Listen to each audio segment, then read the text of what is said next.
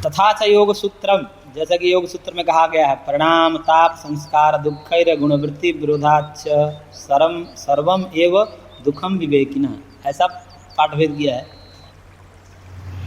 दुखम एव सर्वम विवेकिनः ऐसा ही पाठ मिलता है, लेकिन इन्होंने ऐसा पाठ माना, इनको कहीं ऐसे ही मिला होगा।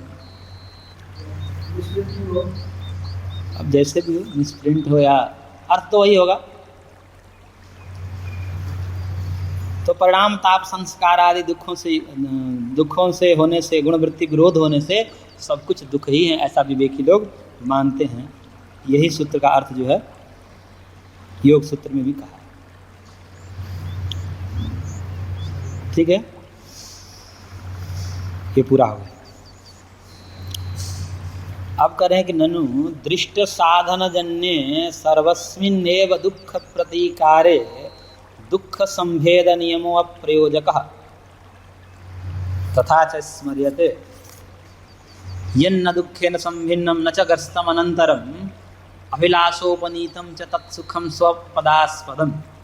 महाभारत शांति पर करेक्ट। देखिए, दृष्ट साधन से जो जन्य सर्वस्मिन्नेव दुख प्रतिकार है, दुख संभेद नियमों प्रयोजक। करें कि ऐसा कोई नहीं है कि दृष्ट साधन से जो जन्य सभी दुखों के प्रतिकार होने में दुख मिश्रित ही रहता है, ऐसा कोई नियम नहीं है। जैसा कि स्मृति कहती है, ये आप जो बता रहे हैं ना, ये नियम बता रहे हैं कि दृष्ट उपाय से जो भी आपने किया तो वहाँ पर दुख की सत्ता संभवात रहेगी, पूर्ण रूप से दुखों की निवृत्ति नहीं होगी। ऐसा कोई नियम नहीं। क्यों?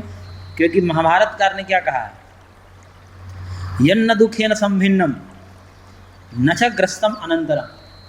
जो दुख से संभिन्न नहीं है, युक्त नहीं है, मिश्रित नहीं है, और न च ग्रस्तम अनंतरम, नहीं अनंतर दुख से ग्रस्त होता है, यानी कि जहाँ पर फिर उसके बाद दुख हो जाता है, यानी कि जहाँ दुख नहीं है और जहाँ जाने के बाद में दुख नहीं होता। और अभिलाषोपनीतम च, अभिलाषा करते हुए, इच्छा करते हुए प्राप्त हो जाती है। ऐसी स्थिति है जहाँ पर इच्छा करिए वो वस्तु आ गई आपके भोग के लिए। तो अभिलाषोपनीतम च तत्सुखम, उस सुख को क्या कह दे, स्वपदास्पदम, स्वपद से कहा जाता है। स्व मतलब स्वर्ग। ओम भू भुवः स्वः, स्वलोक क्या है, स्वर्गलोक। तो स्वर्गलोक में क्या है, दुख नहीं है, और जहाँ जाने के बाद फिर कालांतर में दुख नहीं होता, इच्छा मात्र से समस्त वस्तुओं की पूर्ति हो जाती है वहाँ पर। और ऐसे सुख को स्वर्ग पद से कहा गया है। और ये तो जो है सामान्य ही उपायों से हो जाता है। कुआं बावण आदि बना करके, पुण्य कर्म करके, लौकिक उपायों से भी स्वर्ग को प्राप्त कर लिया जाता है। स्वर्ग कामो गाम दद्यात्, गौदान करके स्वर्ग प्राप्त कर लेते हैं। बहुत सारे उपाय हैं। आप कह रहे हैं कैसे दुख होगा, यहाँ पर देखो शास्त्रकार कह रहे हैं कि लौकिक उपायों से भी प्राप्त जो फल हैं स्वर्ग आदि, उसमें भी दुख का सम्मिश्रण नहीं है, और वहाँ जाने के बाद कालांतर में दुख नहीं होता। हाँ, कहाँ है? तो फिर हम यही करेंगे, आपका बात क्यों सुनेंगे?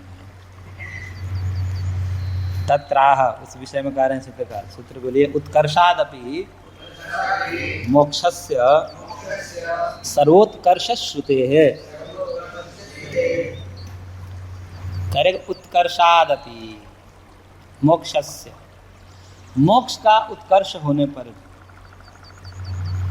मोक्षस्य उत्कर्षात्, मोक्ष का उत्कर्ष बताया गया। किसके द्वारा? समस्त जो भी उत्कर्ष आपने ये स्वर्ग आदि बात बताए हो ना, इनसे भी मोक्ष को श्रुतियों ने सर्वोत्कृष्ट बताया है। आप स्मृति की बात कर रहे हो, और स्मृति श्रुति के आगे क्या है, दुर्बल है। क्योंकि स्मृति जो है श्रुति अनुसारिणी होती है। श्रुति के अनुकूल जितनी स्मृति वचन हैं उतने ही प्रमाण माने जाते हैं, उसके अतिरिक्त है तो अप्रामाणिक माने जाएंगे। तो यदि स्मृति की अपेक्षा से श्रुति स्वर्ग से भी उत्कृष्ट मोक्ष को बता रही है, तो आप कैसे कह सकते हैं कि यही एक है, स्वर्ग ही केवल मात्र है, इसके अतिरिक्त भी है, श्रुति कहती है। तो एक दृष्ट साधना साध्यस्य मोक्षस्य, दृष्ट साधन से असाध्य मोक्ष होता है। दृष्ट साधनों से मोक्ष, ये तो बात पहले ही कह चुके हैं। तो दृष्ट साधन से असाध्य जो मोक्ष है, उसका दृष्ट साधन साध्य राज्यादिभ्य उत्कर्षात्, दृष्ट साधन से साध्य क्या है? राज्य आदि। दृष्ट साधनों से या तो यहाँ के राज्य प्राप्त करोगे, यहाँ स्वर्ग का राज्य प्राप्त करोगे, यही तो करोगे। या तो यहाँ का राजा बनोगे, यहाँ अग्निहोत्र करके, वाजपेय करके। अग्निहोत्र से भी बड़ा एक याग होता है वाजपेय।